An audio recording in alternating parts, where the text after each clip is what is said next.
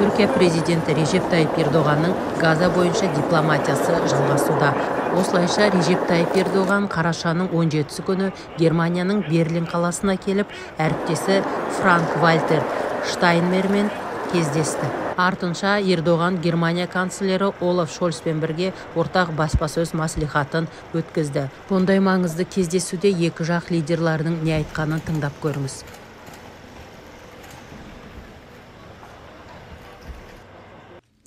Құрметті канцлер, құрметті делегация мүшелері, құрметті баспасөз өкілдері, мен сіздерге шын жүректен және құрметпен сәлем жолдаймын.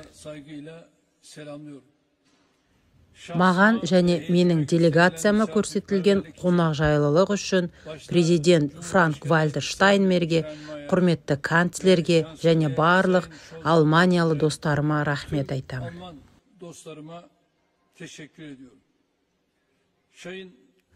Құрметті Шольц мырзаның шақыруымен келген бұл сапарымызға үлкен мән беремін. Онымен бірге Түркия мен Германия арасындағы қарым-қатынастарды талқылаймыз. Бұл кездесудің коммерциялық, саяси және әскери салаларда болады. Әсіресе Ресей мен Украина арасындағы оқиғалар.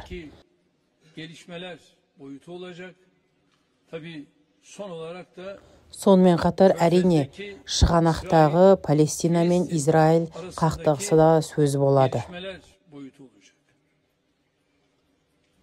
Мен ашық және анық сөйлегенді ұнатамын.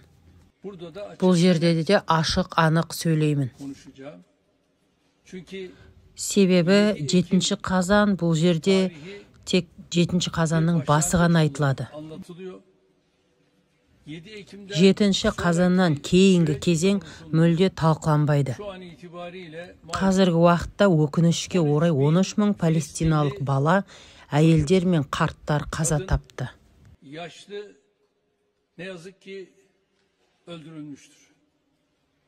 Оның үстіне қазір Газа деген жер жоқтың қасы.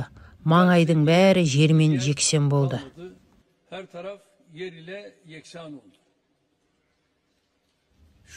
Бүгін олар жатса да тұрса да Хамас дейді. Хамастың қаруы мен қуатын Израильдің қаруы мен қуатымен салыстыруға бола ма?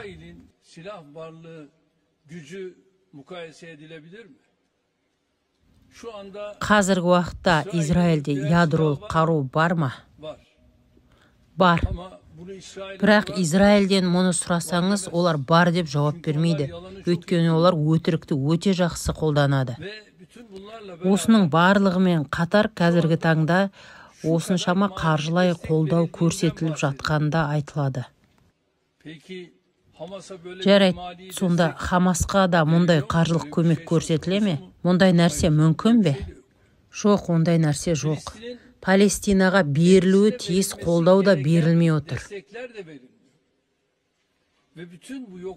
Осы жоқтардың ішінде мына мәселе өте маңызды. Қараңыз, ғибадат ететін орындар, шіркеулер соққыға жығылуда. Ауруханалар соққыға жығылуда. Алайда осылардың барлығына қоса ауруханаларды атқылау, балаларды өлтіру сенің Тәурат кітабыңда айтылмаған. Сен олай істей алмайсың.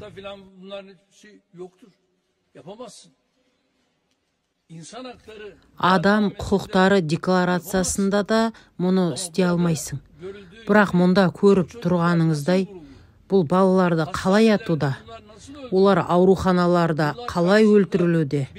Олардың алдында қолымызды байлап тұрамыз ба? Біз бұған қарсы ешқашан дауыс көтермейміз бе сонда? Бұл жерде қолымыз, тіліміз байлаулы қалса, тарих алдында жауап бере алмаймыз. Сондықтан Израиль-Палестина соғысын қарыздар психологиясымен бағалауға болмайды.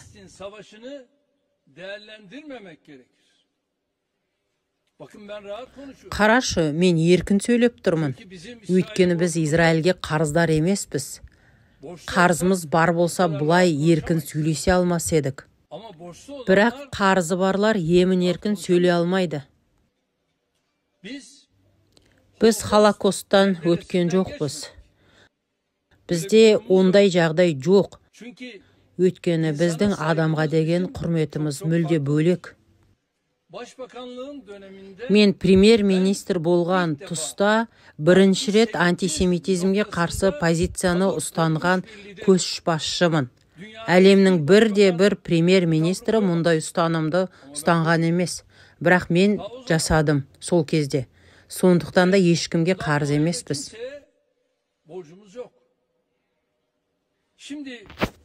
Әрине, бұл туралы әлде осы сапарымызда айтамыз. Бірақ осының бәрінен бөлек біз айтуымыз керек маңызды мәселе бар. Мұның бәрін қалай шешеміз деген сұрақ.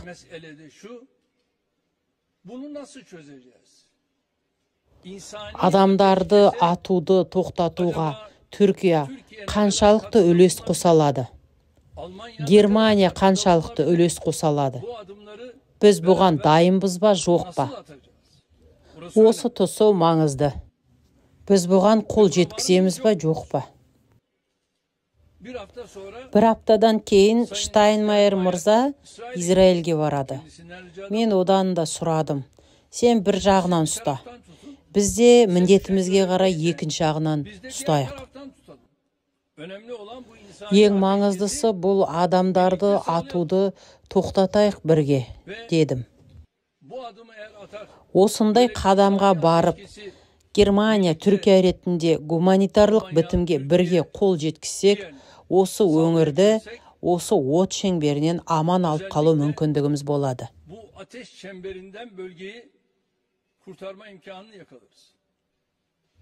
Кепілге алынғандар бар дейді. Аллаға шүкір, оған да дайынбыз. Бірақ кепілге алынғандар дегенде, Израильде кепілге алынғандардың саны қанша? Екінші жағынан, Хамас пен Палестина жағынан кепілге алынғандардың саны қанша? Бұған қарасақ, Израильдің қолында бұдан да көп адам бар. Жылдар бойы қамауда болғандар мен тұтқындар Израильдің қолында отыр. Мұны да көруіміз керек. Егер біз бұны көрмесек, бұл әділетсіздік болар еді. Біз осы үшін бармыз. Қара теңізден астық дәлізін ашуға септігіміз деген мәселеде біз қалай шешім қабылдасақ, бұл жерде де солай болуы тиіс. Біз сол кезде Европа, Африка деп ешкімді айырған жоқпыз. Өте ашық және анық айтамын. Қара теңіз астық дәлізінен келгеннің 40% Европаға, 14% Африкаға, 14% бізге қалды. Қалғандары басқа аймақтарға кетті. Қазірдің өзінде Африкадан сұраныстар бар. Ресей айтарлықтай көлемде астық пен бидай жөнелтуге шешім қабылдады.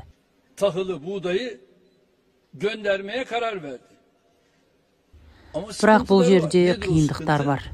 Бұл қандай қиындық дейсіз ғой? Егер ұмытпасам, астық жөнелтілетін жер Зимбабве. Астық сонда барады. Бірақ ол жерде бидайды ұнтақтайтын диірмен жоқ.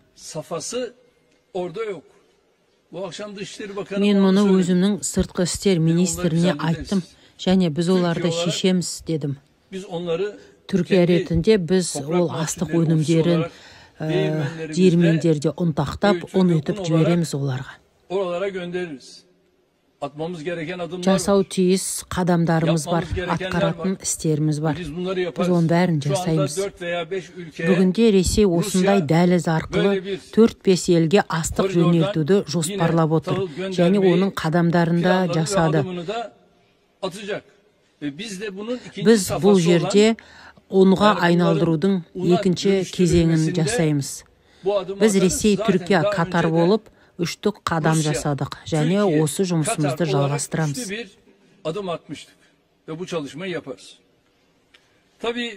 Әрине, бұл қадамға бару үшін НАТО-дағы одақтасымыз Германиямен мәселені шешуіміз керек. Германия, Түркия арасындағы шешуші қадамдар жасауды да талқылауымыз керек. Atılmasının yanında NATO müttefikimiz Almanya ile kararlı adımlar atmanın görüşmelerini de aramızda bizim yapmamız lazım.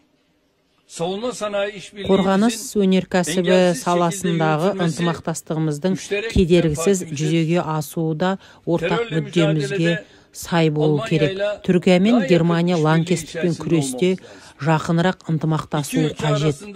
Екі ел арасында адами көпір қызметін атқарып, саны 3,5 миллионға жеткен Германиядағы түрік қауымының бейбіт өмірі сүруі ең үлкен тілегіміз. Біз түрік қоғамының діни қажеттіліктерін қанағаттандыру үшін осында жұмыс істейтін дін қызметкерлерін оқыту мақсатында бірлескен жұмыстар жасап жатырмыз.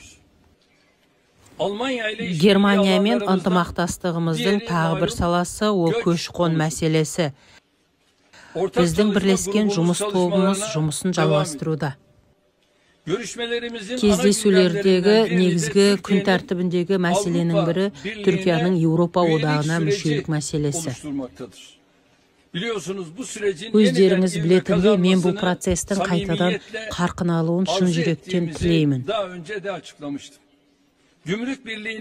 Кедендік бірлікті жаңарту, визаларды либерализациялау сияқты мәселелер бойынша көптен күтіп жүрміз.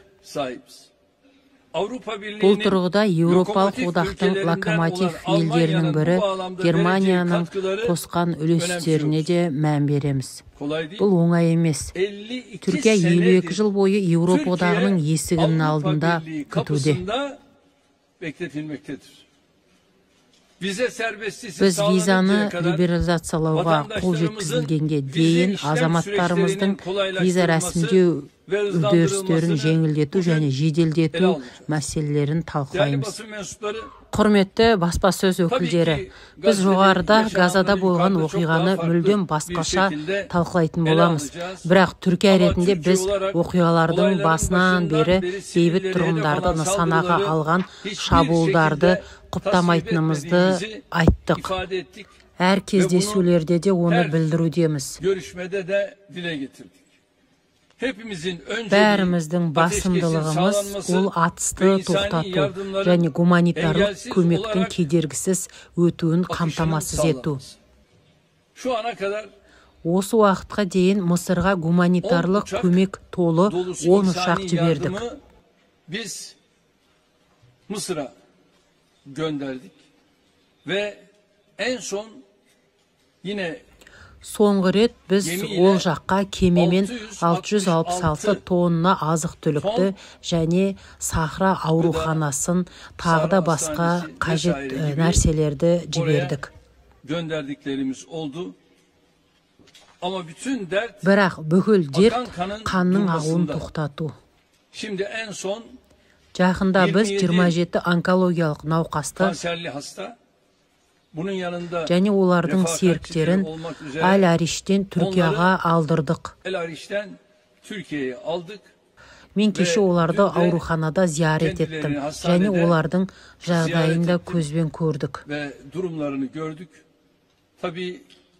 Әрине, біздің тілегіміз жарақат алған немесе онкологиялық ауруға шалдыққан науқастарды елімізге көбірек қабылдау, оларды да емдеу.